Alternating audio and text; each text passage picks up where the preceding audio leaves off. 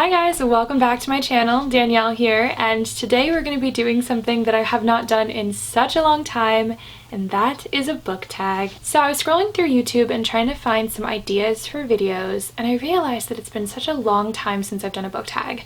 So I was scrolling through some book tags and I found an old one that is something that I've always wanted to do, and that is the Rapid Bookfire book tag. Now this book tag came out in 2016 and it was created by Girl Reading, who I will link below, and I am so excited to get to it. The point of this tag is to go through a bunch of questions as quickly as possible so that you're not thinking about them too hard and you just answer whatever comes to mind.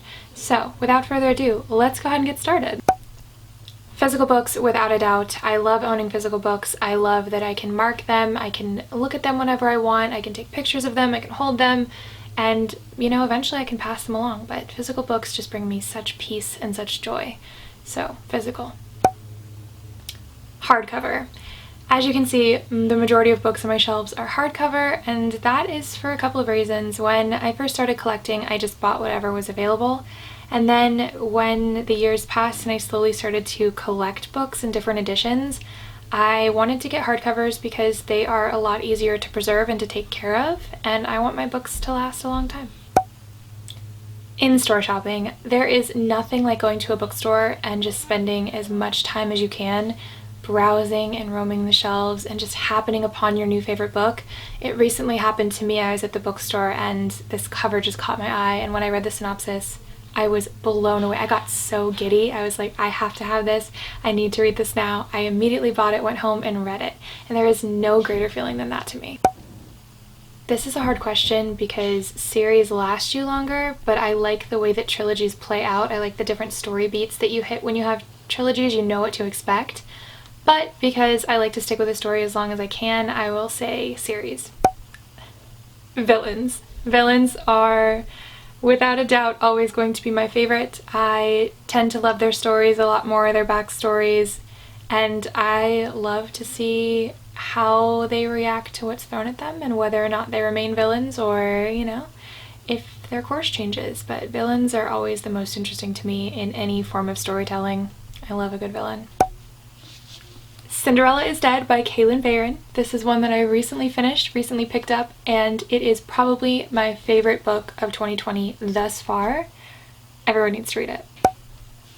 An underrated book is Don't Read the Comments by Eric Smith. This is another one of those books that I picked up this year and discovered and completely fell in love with. I was enamored with it, and it is something that I really need every single person to read because it is life-changing. The last book that I bought was The Cemetery Boys by Aiden Thomas. It is gorgeous and I cannot wait to start it. I don't tend to use odd things as a bookmark, and if I have, I don't really know what it would be. So probably, honestly, the weirdest thing would be just like maybe a random string from my shirt or something like that would be the weirdest thing, but typically it's just whatever's lying around, like a receipt or a piece of paper. Yes. Used books are my favorite. I would not be able to afford as many books as I have in my library and on my shelves if I did not buy used books. I would probably say 80% of my books are used books, and for the most part that's all I buy unless I want to get my hands on a book right away. My favorite used bookstore is Second & Charles, and I am there all the time. You can get hardcovers there for like $2 to $6, so yeah, used bookstores have changed my life. I tend to stick to young adult, so within the young adult sphere I would say urban fantasy, high fantasy, and historical fiction are my top 3 favorite genres. I would say ultimately buy, but recently, in order to tone down as many books as I buy, I have been borrowing books from the library, reading them, and then if I like the book I will buy it for my collection, and that has been such a game-changing thing that I've started doing because now I'm only buying the books that I really love, and I'm saving a lot of money that way as well. Characters. You can have the best plot in the world, and if your characters aren't something I connect with, I will definitely not be into the book as much as I could have been. And inversely, you can have the worst plot in the world, but if your characters stand out, I'm probably going to be trash for it. So characters all the way. I love when somebody can write characters well. I would say that this depends. If I'm really into a book, I want it to be longer, but I think that I'm pretty intimidated by big books, so I would say short. Probably short. Short chapters all the way. I absolutely love short chapters. I get very intimidated when I am flipping through the page and I see 50-page long chapters, because then it just makes my brain want to check out and close the book, because that's a lot to commit to. First 3 books I think of: Down and Across by Arvin Amati, Cinderella is Dead by Kaylin Bayron, and Scavenge the Stars by Tara Sim. Books that make me cry. Most of the books on my shelf are absolutely books that just destroyed my heart. I just love being hurt. I feel like that is my #1 priority when it comes to picking up a book. I'm like, is this book gonna hurt me? Is this book going to emotionally destroy me and devastate me? Cool. Yep. If it does, then it's the one. It's going on my shelf immediately. So probably books that make me cry. Oh, fictional world. Fictional world for sure. I feel like there is absolutely a reason that most of us read and that most of us are voracious readers, and it is because we want to escape our own personal world. And for me, I would pick a fictional world any day, even if it was a dangerous one. I think that it would just be amazing to live in a different world. It would just be the most thrilling experience ever, even if it means you die in that fictional world. It would just be cool to see a different place and to be something else, you know? So, fictional world. Yes to audiobooks. Audiobooks are one of my absolute favorite things. I used to be very hesitant about them, but once I finally gave them a fair shot, it has completely changed my reading game. I now am able to read a lot more because I can read while I'm doing chores, I can read before bed, I can read on the drive to work, and I love it. Audiobooks have completely changed my life. So yes to audiobooks. Yes, a million times. I absolutely judge books by their covers. I think that most of us do as well. It is not uncommon to judge things by their covers, as much as we try not to. But after judging a book, even if I dislike the cover, I will still read the synopsis. The synopsis is what really matters, because if the synopsis is ugly, probably won't pick up the book, even if it has a gorgeous cover, you know?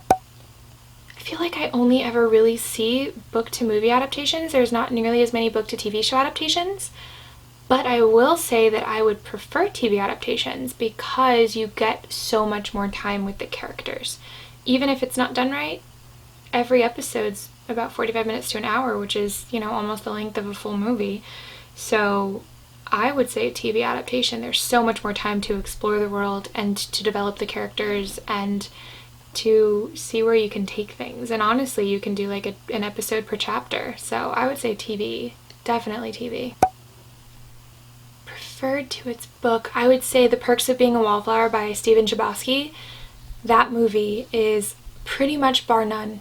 I don't think that I've ever seen a movie as good as it, and I love it. It's still to this day something I watch all the time, and I loved the book, but I think that the movie did a much better job at transferring the message and the emotion behind it and how intense and beautiful it was.